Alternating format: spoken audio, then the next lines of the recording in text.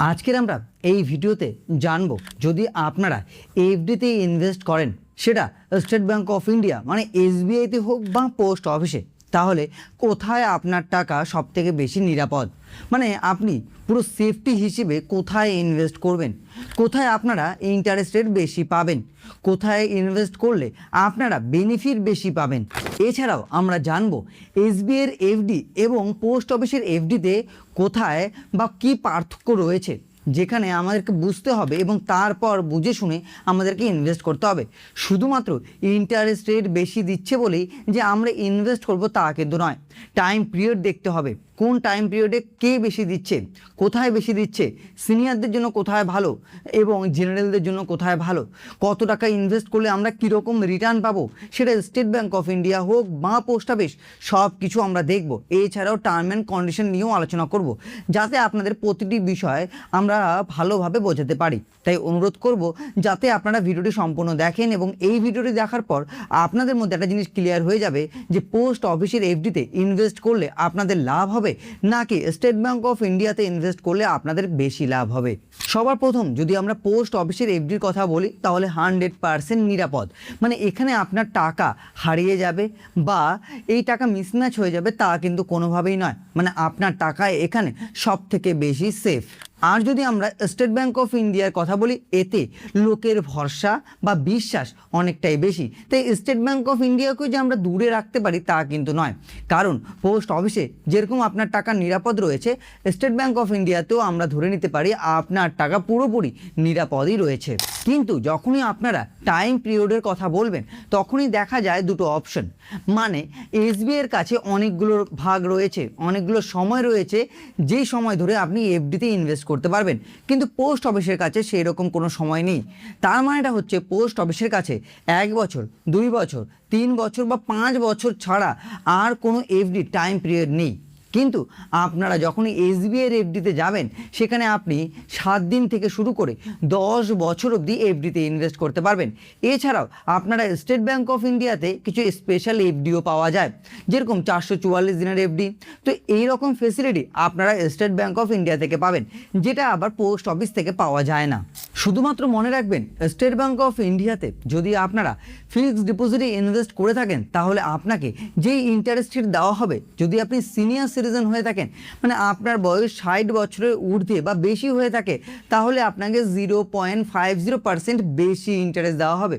মানে এটাই দাঁড়াচ্ছে, একজন জেনারেল যদি 7% ইন্টারেস্ট পায় এবং সেই ব্যক্তি সিনিয়র হলে 7.50% ইন্টারেস্ট পাবে। এটা শুধুমাত্র স্টেট ব্যাঙ্ক অফ ইন্ডিয়াতে। যদি আপনারা পোস্ট অফিসে যান, তাহলে সিনিয়রদের জন্য আলাদা কোনো ইন্টারেস্ট রেট নেই। মানে জেনারেলদের যদি 7% দেওয়া হয়, সিনিয়রদের জন্য কিন্তু 7%ই দেওয়া হবে। দেখুন, সবার ক্ষেত্রেই এফডির পেনাল্টি কিন্তু থাকে। মানে আপনি যদি সময়ের আগে এফডি উইথড্র করান, তাহলে আপনাকে পেনাল্টি দিতে হয়। এবার এখানেও কিছু প্রশ্ন। যদি আমরা পোস্ট অফিসের কথা বলি, তাহলে পোস্ট অফিসে আপনি 1 বছর, 2 বছর, 3 বছর বা 5 বছর যে কোনো এফডি করান না কেন, 6 মাস আগে উইথড্র করাতে পারবেন না। 1 বছর, 2 বছর, 3 বছরের এফডির কথা বলছি। 5 বছরের ক্ষেত্রে আবার নিয়মের পরিবর্তন চলে আসে, সেখানে আবার আপনি 4 বছর অবধি উইথড্র করাতে পারেন না। এবার এর ব্যাপারে যদি আমি ডিটেলসে এখন বোঝাতে চাই, তাহলে আপনাদের এই ভিডিওটি কম করেও 15 থেকে 20 মিনিটের হয়ে যাবে, যাতে দেখতে অনেকটা বোর ফিল হবে। তাই সেই নিয়ে আলাদা ভিডিও আমি বানিয়ে রেখেছি। এবং পোস্ট অফিসে 1,50,000, 2 লক্ষ, 3 লক্ষ টাকা ডিপোজিট করলে কীরকম রিটার্ন পাবেন এবং তার সঙ্গে পেনাল্টি কীরকম কাটা হতে পারে, সব কিছু ডিটেলসে আলোচনা করেছি। ডেসক্রিপশন বক্সে লিঙ্ক দেওয়া রয়েছে, এই ভিডিও শেষে দেখতে ভুলবেন না, তাতে ব্যাপারটা ক্লিয়ার হয়ে যাবে। এছাড়াও আপনারা যদি এসবিআইতে ইনভেস্ট করে থাকেন এবং আপনি উইথড্র করাতে চান বা প্রি ম্যাচুরিটি করাতে চান, তার আগে জানতে হবে আপনি কত দিনের জন্য এফডি করাচ্ছেন। যদি আপনি 7 দিন, 49 দিনের এফডি করান, সেই সব ক্ষেত্রে নিয়ম আলাদা। যদি আমরা পোস্ট অফিসের মতোই 1 বছর, 2 বছর, 3 বছর বা 5 বছরের এফডির কথা বলি, তাহলে এখানেও নিয়মটি অনেকটি একই, যেখানে আপনার আপনার 1% পেনাল্টি কেটে নেওয়া হবে। মানে আপনাকে যদি 6% দেওয়ার কথা থাকতো তাহলে আপনাকে কিন্তু দেওয়া হবে সেখানে 5%। তার মানে বুঝতে পারছেন এখানে ইন্টারেস্ট রেট কমে যাবে। যদি আপনারা 3 বছরের এফডি 2 বছর পরে গিয়ে কাটান, আবার যদি কোনো সময় 1 বছরের এফডি বা 2 বছরের এফডি সেখানে আপনি 6 মাস পরেই বা 5 মাস পরেই আপনি সেখানে ক্লোজ বা প্রিম্যাচুরিটি করাতে যান, তাহলে পেনাল্টিটা আরও বেড়ে যায়। সেখানে আপনাদেরকে দিতে হয় 1.5%। মানে 6% যদি পাওয়ার কথা থাকে তাহলে আপনি পাবেন 4.5%। তার মানে এখানেও বুঝতে পেরেছেন তো যে লস আপনাদেরই হবে। এছাড়াও 2 জায়গা থেকে আপনারা এফডি দেখিয়ে লোন নিতে পারবেন, কিন্তু লোনের ইন্টারেস্ট বাকি সমস্ত জিনিস ব্যাংক এবং পোস্ট অফিসের হাতে থাকে। দুই ক্ষেত্রে যদি আপনারা পোস্ট অফিস বা স্টেট ব্যাংক অফ ইন্ডিয়াতে এফডি করান তাহলে 5 বছর এফডির জন্য নিয়ম একই রয়েছে। দুজনের কাছ থেকে আপনারা বেনিফিট পাবেন 1.5 লাখ টাকার। মানে এটা আপনারা ট্যাক্সের বেনিফিট পাবেন। এটা এসবিআই এফডি বলুন বা পোস্ট অফিসের এফডি, দুটোতেই সেম রয়েছে। দেখুন, যখন আপনারা এফডিতে ইনভেস্ট করবেন তার আগে আপনারা মনে রাখবেন 1 to 1 ফর্ম ভরতে ভুলবেন না। সেটা আপনি পোস্ট অফিসে করুন বা স্টেট ব্যাংক বা যে কোনো আদার্স ব্যাংকে, সেখানে 1 to 1 ফর্ম না ভরলে আপনার কাছ থেকে টিডিএস কেটে নেওয়া হবে। এবং এফডি নিয়ে আমি অনেক ভিডিও বানিয়ে রেখেছি।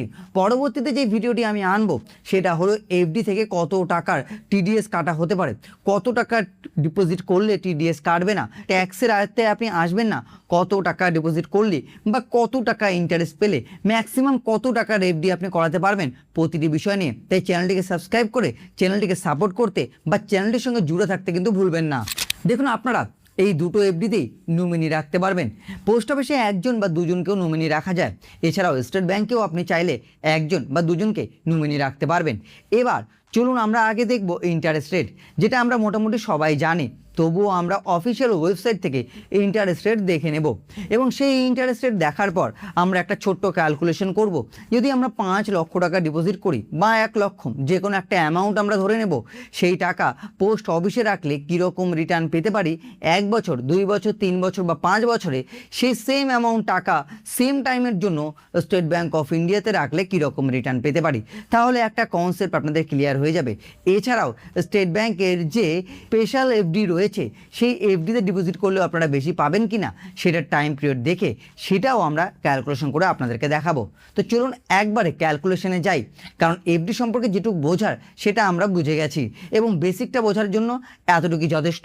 বাকি জিনিসের জন্য আপনাদের স্পেসিফাই আমি যেগুলো এফডি নিয়ে ভিডিও বানিয়েছি, যেটা পোস্ট অফিস হোক বা এসবিআই, ডেসক্রিপশন বক্সে দেওয়া রয়েছে, সেগুলো দেখতে হবে। চলুন এবার ক্যালকুলেশন দেখি। পোস্ট অফিসের এফডি নিয়ে আলোচনা করছি এবং এসবিআইয়ের এফডি নিয়ে আলোচনা করছি আমরা, তাই তো। এবার যদি আপনারা 1 বছর এফডিতে পোস্ট অফিসে ইনভেস্ট করেন তাহলে 6.9% ইন্টারেস্ট রেট দিচ্ছে। 2 বছর এফডিতে ইনভেস্ট করলে 7% ইন্টারেস্ট রেট দিচ্ছে। 3 বছর এফডিতে ইনভেস্ট করলে 7.1% এবং 5 বছর এফডিতে ইনভেস্ট করলে 7.5% ইন্টারেস্ট রেট দিচ্ছে। এটা বর্তমান সময়ে ইন্টারেস্ট রেট দিচ্ছে। প্রতি 3 মাস অন্তর অন্তর কিন্তু ইন্টারেস্ট রেটে পরিবর্তন হয়, সেটার জন্য আপনারা অফিসিয়াল ওয়েবসাইট ভিজিট করতে পারেন। যদি আপনারা এসবিআই এফডিতে ইনভেস্ট করেন তাহলে 1 বছর এফডিতে 6.25, সিনিয়রদের জন্য 6.75, 2 বছর এফডিতে 6.40 এবং সিনিয়রদের জন্য 6.90, 3 বছর এফডিতে 6.30 এবং সিনিয়রদের জন্য 6.80 এবং 5 বছর এফডিতে জেনারেলদের জন্য 6.05 এবং সিনিয়রদের জন্য 7.05%-এর মতো ইন্টারেস্ট রেট দিচ্ছে। এটা হলো এসবিআইয়ের এফডি ইন্টারেস্ট রেট বর্তমান সময়। এখানেও 3 মাস অন্তর অন্তর কিন্তু ইন্টারেস্ট রেট পরিবর্তন হয়। পোস্ট অফিসে সিনিয়র বলে কিছু হয় না, সবার জন্য একই ইন্টারেস্ট রেট, কিন্তু এসবিআইতে জেনারেল প্লাস সিনিয়র দুটো আলাদা আলাদা রয়েছে। এবার আসি, এসবিআইতে আরেকটি প্ল্যান রয়েছে যেটা হলো জনপ্রিয় প্ল্যান, সেটা হলো 444 দিনের এফডি, 1 বছর থেকে একটু বেশি, যেখানে 6.45 পায় জেনারেল, 6.95 পায় কিন্তু সিনিয়র সিটিজেন এবং 7.05 পায় সুপার সিনিয়র সিটিজেন যারা রয়েছে, যাদের বয়স 80 বছরের ঊর্ধ্বে বা 80+, তারা করতে পারে। এবার যদি আমরা 5 লক্ষ টাকা ইনভেস্ট করি তাহলে কীরকম রিটার্ন পেতে পারি বা কোথায় বেশি পাবো। দেখুন, আমরা যদি পোস্ট অফিসের হিসেব করি তাহলে 5,34,877 টাকা পাবো 6.90 ইন্টারেস্ট রেট অনুযায়ী। 2 বছর এফডিতে 5,70,806 টাকা, 3 বছর এফডিতে 6,07,790 টাকা এবং 5 বছরের এফডিতে 6,92,840 টাকা রিটার্ন পাবো। এবার যদি আমরা এসবিআইতে ইনভেস্ট করতাম জেনারেলদের ক্ষেত্রে যদি আমি বলি, তাহলে 5,31,990 টাকা, 5,67,701 টাকা, 2 বছরের এফডিতে, 3 বছরের এফডিতে 6,03,131 এবং 5 বছরের এফডিতে 6,75,088 টাকা। যদি আপনারা জেনারেল হয়ে থাকেন, আমি কিন্তু ক্লিয়ার বলছি, যদি আপনারা জেনারেল হয়ে থাকেন 5 বছরের এফডির জন্য ইনভেস্ট করতে চান, তাহলে আমার মনে হয় যে পোস্ট অফিস বেস্ট। ঠিক আছে, এবার আপনি মনে করুন সিনিয়র সিটিজেন, তাহলে আমি বলবো তাহলে আপনার কাছে এসবিআই বেস্ট। 5 বছরের এফডিতে সিনিয়র সিটিজেন পাবে 7,09,129, 3 বছরের এফডিতে পাবে 6,12,000, ঠিক আছে, 2 বছরের এফডিতে পাবে 5,74,000 এবং 1 বছরের এফডিতে পাবে 5,35,000। যদি আপনারা সিনিয়র সিটিজেন হন, আমি আবারও বলছি সিনিয়র সিটিজেন হন, 60+ আপনার বয়স হয়, তাহলে এসবিআই আপনাদের জন্য বেস্ট।